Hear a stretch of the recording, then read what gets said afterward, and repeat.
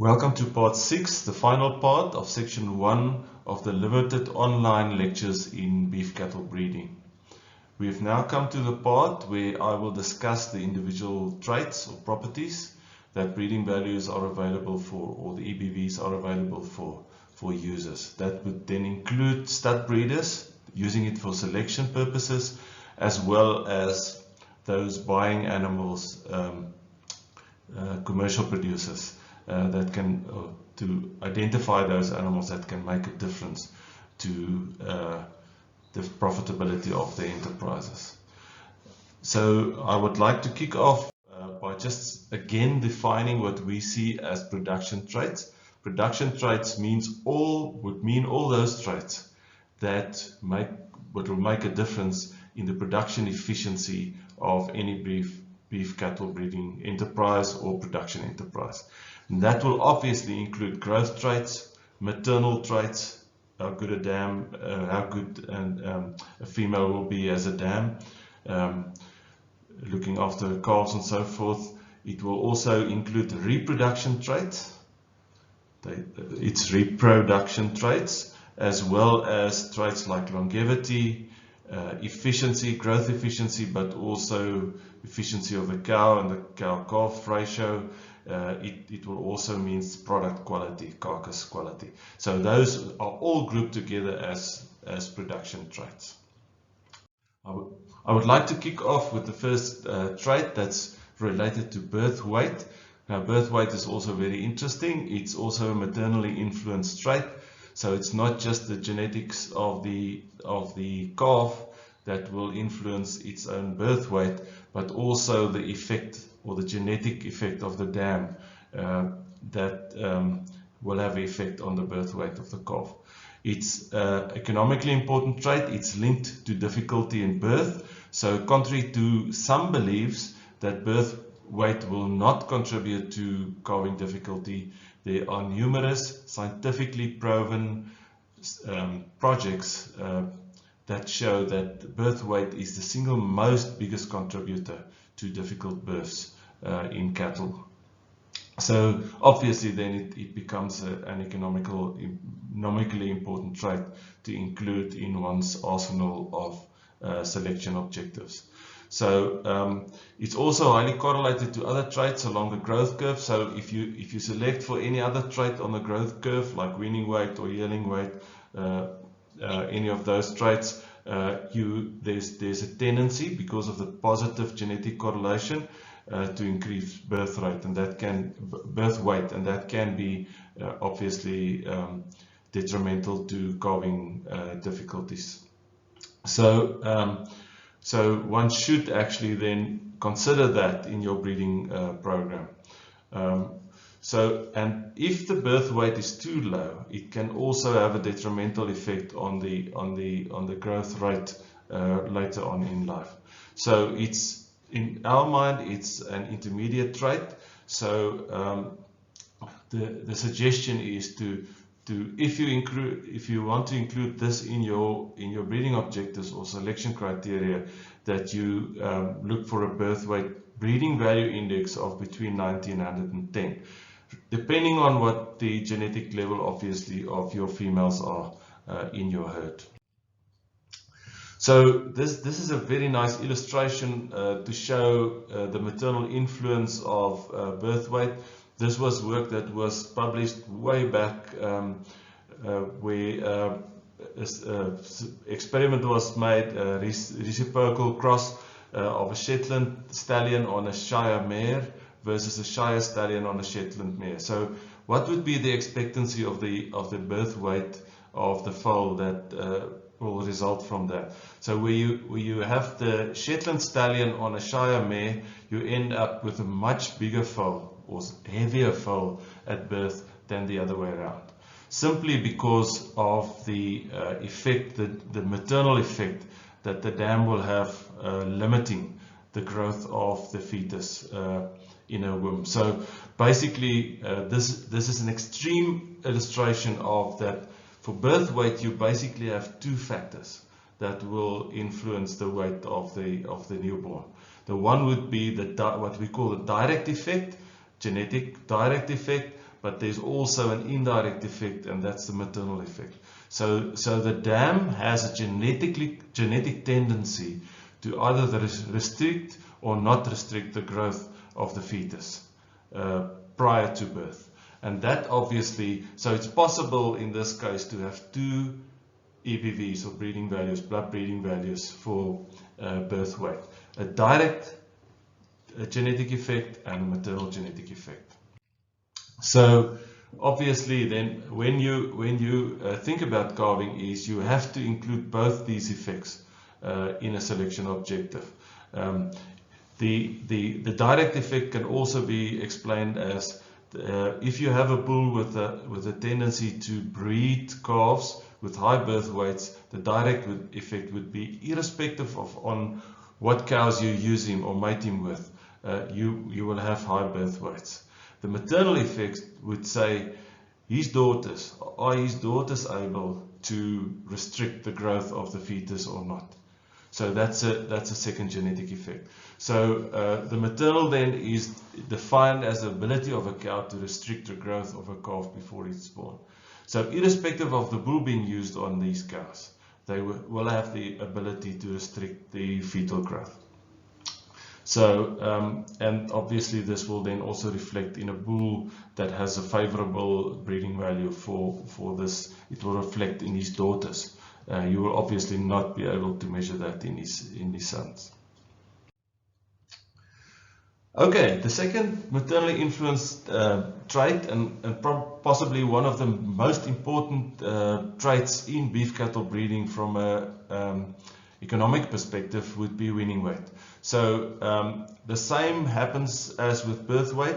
It's determined by two genetic components, and remember, each of these traits, quantitative traits or polygenic traits, are also influenced by the environment. So it's not just genetics. In one of the previous chapters we've dealt with that. So all traits are also environmentally influenced. So there's an environmental influence on the dam. The dam becomes an environmental influence on the calf, but her environmental influence is basically due to the environmental influence on her and her genetic merit to look after a calf well, or the opposite, not to be a good mother. But the calf itself also has a genetic prepotency or a merit to grow faster or not up till weaning age. So basically you have then the two genetic components, the calf's own genes for weaning weight, and we call that breeding value wean direct or wean growth, and also a maternal effect. We call that the EBV for milk or wean maternal. So it is basically the dam's, I have mentioned the dam's environmental influence on the calf, but it's a genetic effect from the cow. Remember, the calf also carries those genes. So if you have a young bull calf born, he will also have a breeding value for maternal, which he will partly then transfer to his daughters, well, to all his progeny, but you will only see that in his daughters once they wean their calves. Okay, this is just a reiteration of that. The calf's own genetic ability, so if you talk about weaning weight and half the genes from the sire and the dam, that would be the direct value. For milk, it's the cow's genetic ability for milk production or maternal ability to look after calves, and that becomes an environmental effect from the calf. He's just lucky that he has a dam that looks well after him, and therefore he grows better. But his own growth genes would also determine whether he can actually utilize that good maternal environment. The calf carries the genes for the milk, but it can only be measured in its progeny. So if it's a female, if it's a heifer, you will see it directly in her the performance of her calves when she weans her own calves. If it's a male, you will only see it in his grandchildren via his daughters. So if you look at bulls, if the weaning weight of a bull is basically then determined by the bull's own measurement and the weaning weight of his calves, and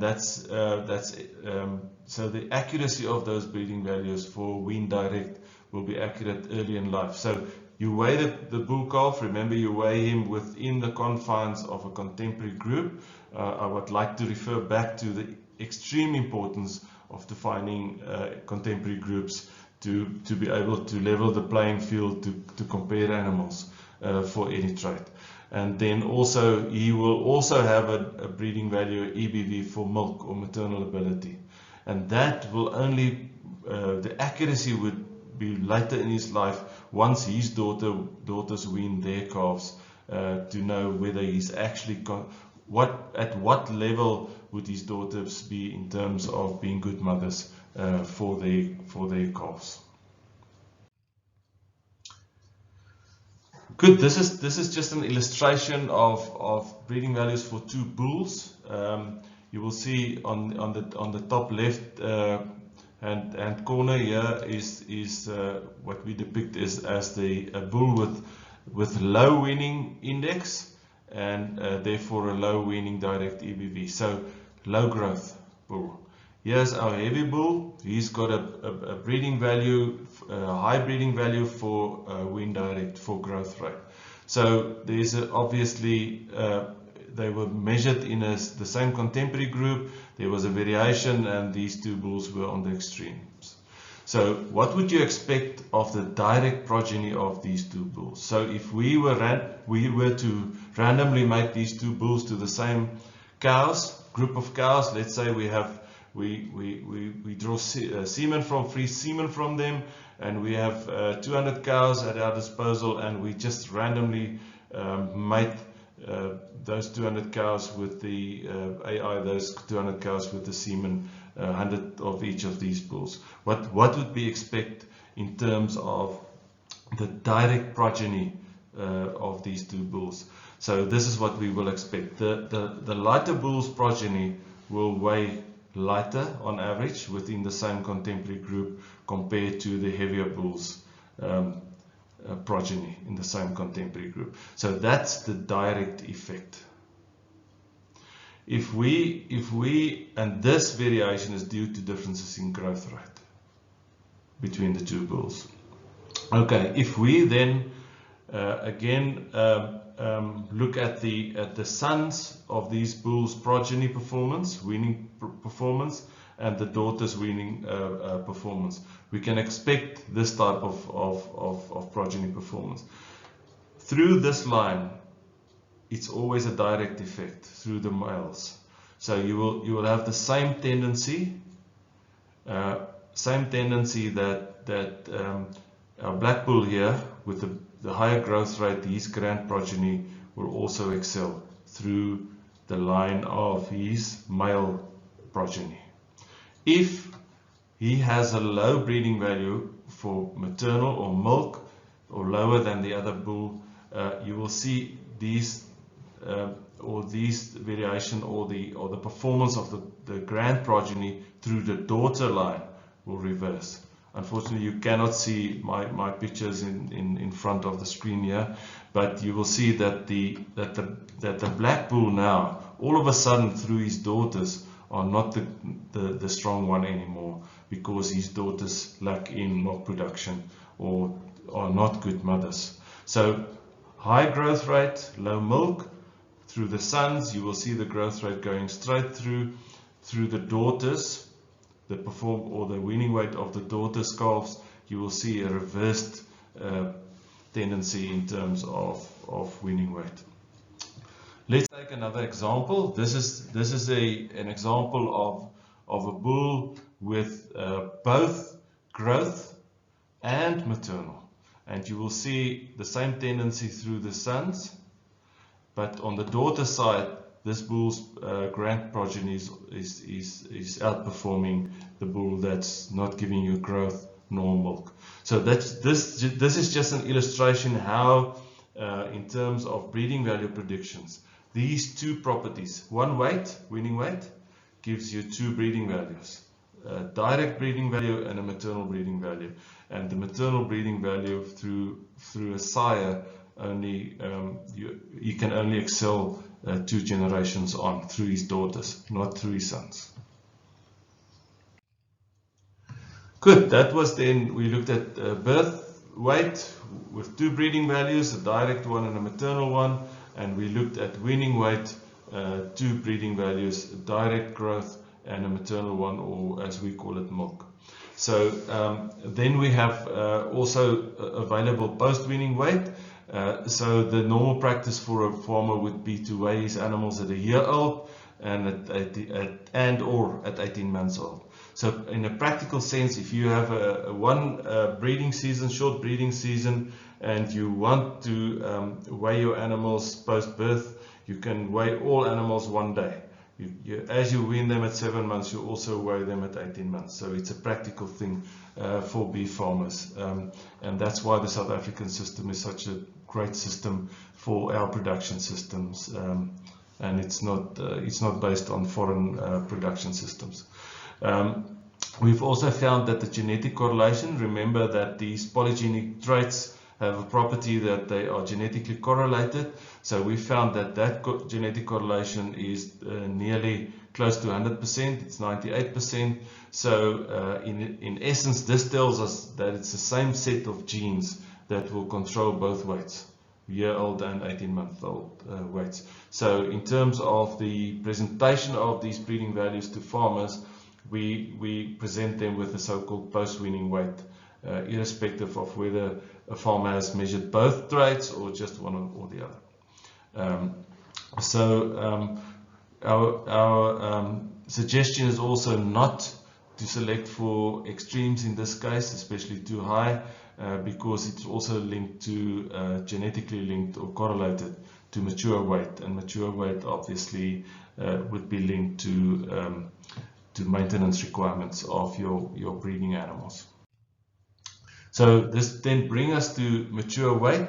So I've said that if you have a limited breeding season and you only weigh once a year, you can weigh your weaning weights of your calves, you can weigh their dams at the same time, and you can weigh the 18-month-old animals on the farm. So that just sort of makes life easier in terms of management. So mature weight, again, like all traits, are being evaluated within a contemporary group. There's also this misconception that, no, this was a bad year, my cows are lighter, and due to that, it will influence the breeding value prediction. Remember, all cows were treated equal on your farm, and they are being evaluated within a contemporary group. And due to that, you can compare these breeding values across ages, across breeds, across farms, across seasons, and so forth. So this is then estimated from weights of cows at the weaning of the first 3 calves. So we have found that you only need these 3 measurements, it's what we call a repeated measure, to enable you to have very accurate breeding values on mature weight of females. We'll talk about the value of this later in terms of efficiency of beef production. So we also feel that mature weight will sort itself out if you also select for fertility. Those cows that are the most fertile it will show in what cows are actually kept on the farm, and those cows that are good for fitness traits, for fertility and longevity. Okay, this then brings us by at the fitness traits. So the fertility, there are 2 breeding values available to the South African farmers making use of Studbook's service. The first one is age at first calving, and the second one is intercalving period.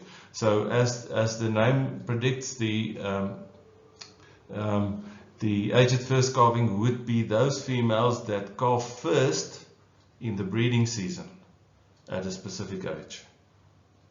I want to repeat, those cows that calves first in the breeding season at the age of first calving.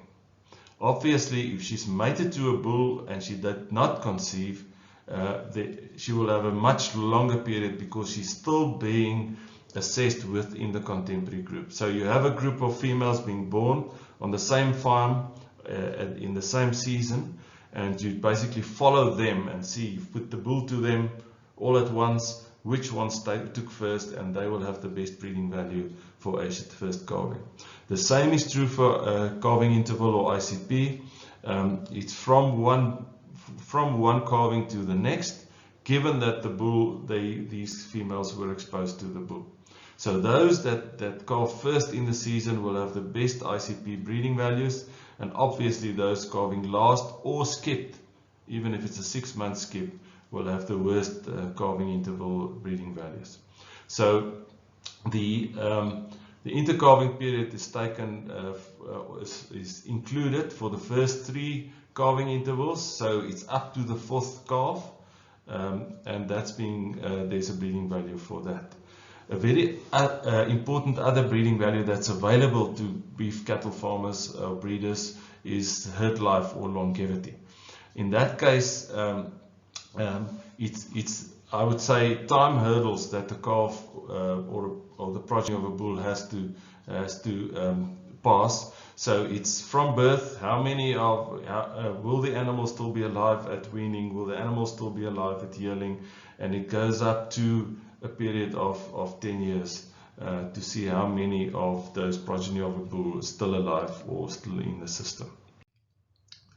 So this is just an illustration of how these breeding values work, and this is age at first calving. So basically, if this is the frequency of calves being born in the breeding season, so this is the calving season, the first day of calving season, and the last day of calving season, and this is the frequency of birth. So you obviously will have a peak after a few days of most of the calves being born, and then you will have a gradual slowdown of calves being born in the season.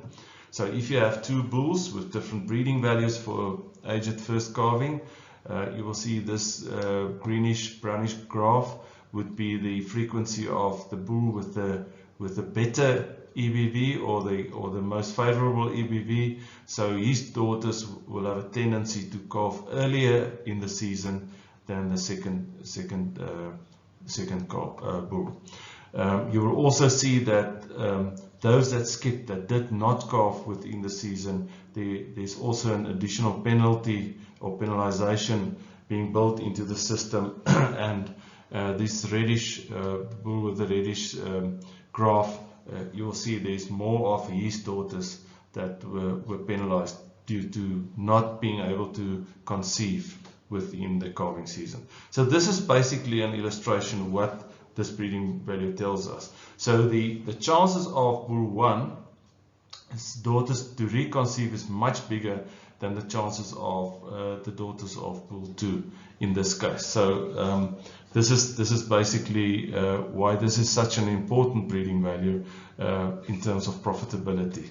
Obviously, I think the calves of bull 1, the daughters calves of bull 1 will also be heavier because they had a longest time to grow within the while they're suckling on their dam. I've mentioned herd life, or longevity. It's a fairly relatively new EBV that's available to the industry. And remember, again, this is measured within contemporary groups. So if you have a group of calves being born in a specific year, in a specific season, they are being followed right through life to see how long they last in the system. So they basically traced from birth, and the first hurdle to overcome is, are they still alive at weaning age? Are they still alive at 1 year, and so up to 10 years? And this basically is also included in the fertility value or the fitness value that's presented to breeders and the wider industry. Okay, this brings us at some other traits that are included in breeding value predictions. The one is that at Statbook we also allow for objective independent post-weaning growth tests or tests being conducted mainly on males, on bull calves, and the first that's available, first breeding value for a trait that's available from these growth tests. It could either be an extensive growth test, like a felt bull test. It can be an intensive test. It can include feed intake or not, depending on what facilities are available for the breeder. It will also include some measurements, body measurements on the animal, and we'll get to that, and even real-time ultrasound scanning to give us some carcass properties that's available. So the first then is average daily gain. This is an example where the growth test has been conducted, where feed intake, individual feed intake, has been measured on these animals for efficiency purposes. That's just another picture of that. So the first one then was average daily gain within that period. The second one is feed conversion ratio, and the simple explanation is how much feed would an animal need per 1 kilogram body weight gain. So and that there's then obviously breeding values for that. There's a breeding value for intake, and there's also a breeding value for gain during the test period. Important part in terms of bull fertility is scrotum circumference, simply because scrotum volume or scrotum weight is related to semen volume. There's also a lot of scientific papers on that. There's one scientific paper linking this to age at puberty of daughters, but it's an important trait. So in some instances we would also say it might be an intermediate trait that you don't have, or you don't want to select for extremes in this case as well. But a small scrotum circumference is undesirable and should be selected against. Then also very important traits that's being recorded at these tests are body length and height. Now there's a difference amongst different breeds in terms of where the height's being taken. In some breeds it's shoulder height, and others it's rump height. But irrespective of where the height is being recorded, it gives you a very good indication of maturity type. Why measure it at this age? At the age of between year-old and 18 months, when these tests are being concluded or finished, then at that stage it's at least a 95% indication of maturity type. So by using these breeding values or presenting these breeding values to the industry, it can be fruitfully used to make selection decisions as to what frame type would actually fit my production system best. And that's usually dictated by the feed resources available. There's also a tendency nowadays, and we look a little bit at the genetic tendencies or trends, that there's more emphasis on selection for length, body length, than obviously, and then keeping body or height to a specific limit.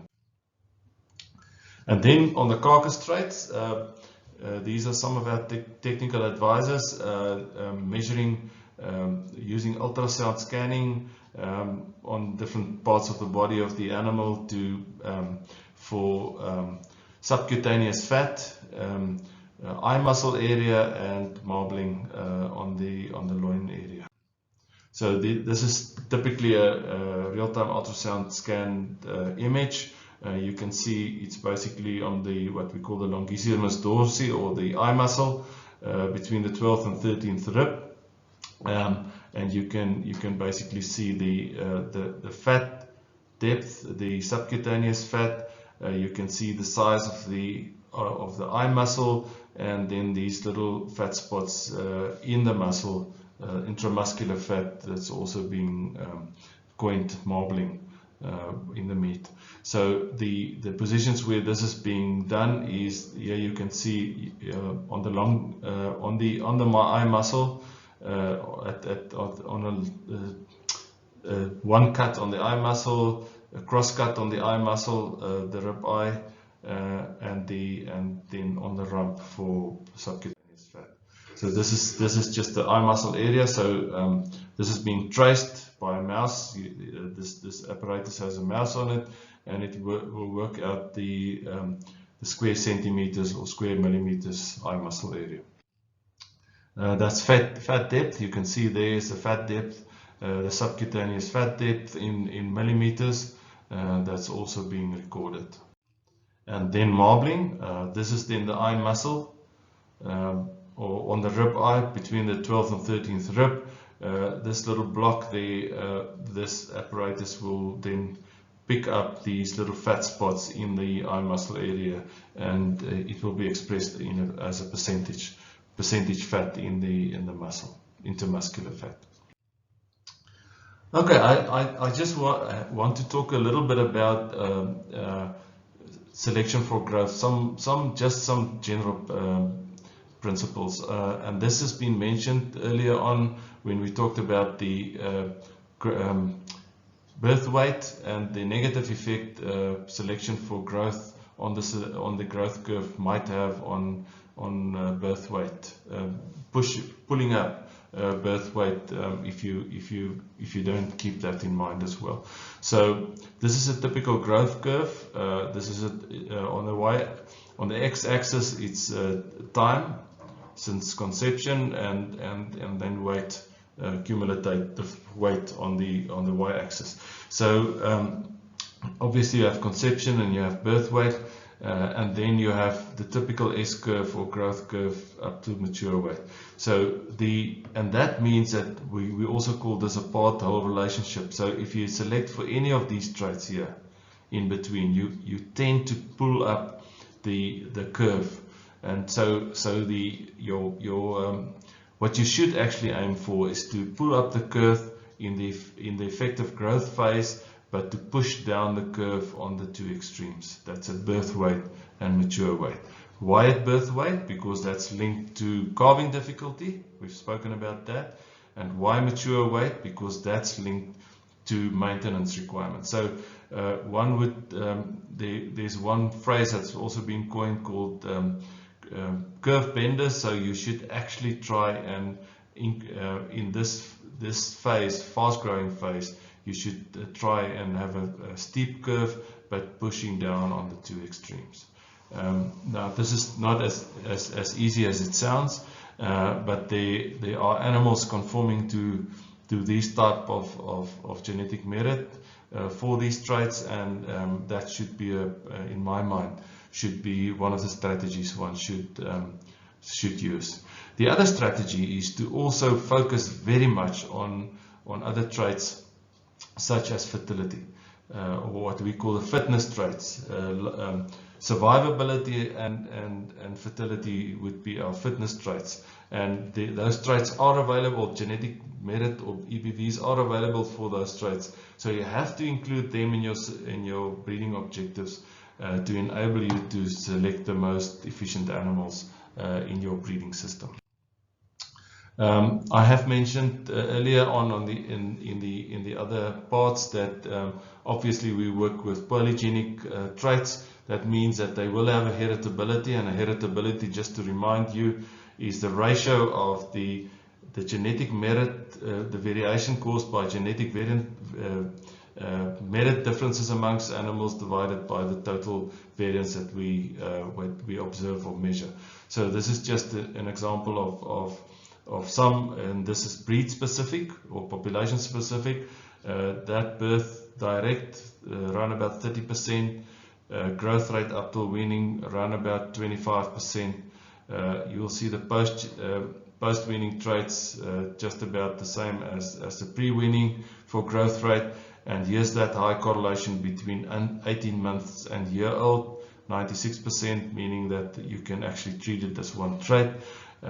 Here's the birth maternal. Remember the maternal influence on birth weight with a heritability of around about 10%, and milk or maternal, wean maternal, around about 15%. A very important correlation is the correlation between weaning weight direct and milk. And you will see that it's a negative correlation, around about 20% negative.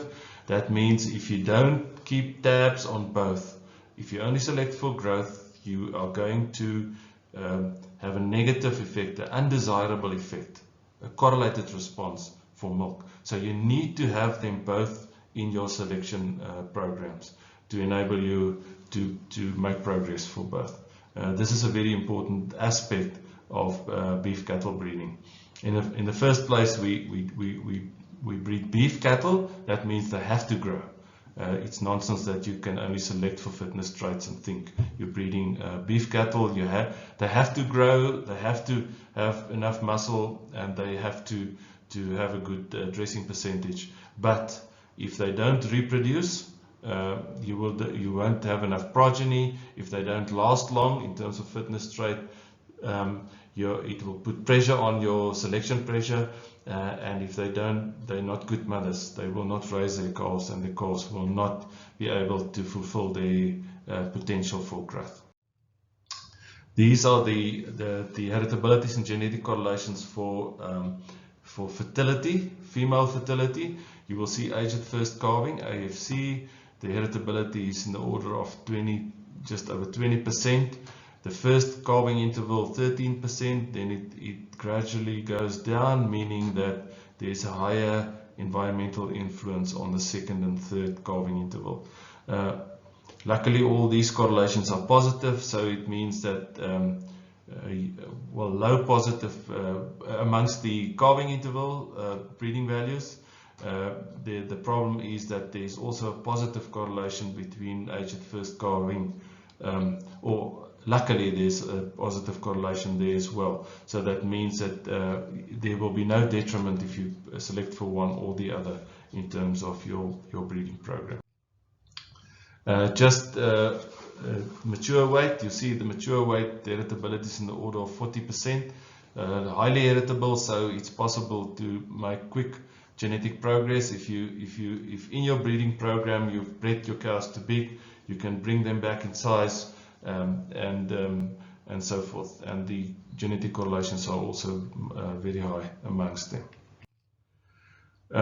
One way of dealing with progress or degress, if you would like to call it that, is to go back in time and see whether you've actually changed your animals genetically through selection. These are just some of these trends for one of the breeds. You will see that this is the trend for birth weight direct, and you can see that initially through selection the farmers or the breeders had a tendency to increase the birth weight genetically of their animals, but since they started using blood breeding values, and to put a damper on the top edge of birth weight, it enabled them to reduce the rate of change. At the same time, the growth rate, pre-weaning growth rate went up, but they also managed to contain the mature weight of their cows. So it's possible to then, even though these traits are all on the same growth curve, it's possible to push down a little bit on the extremes of the growth curve, but have an increase at the phase that makes a difference in terms of profitability.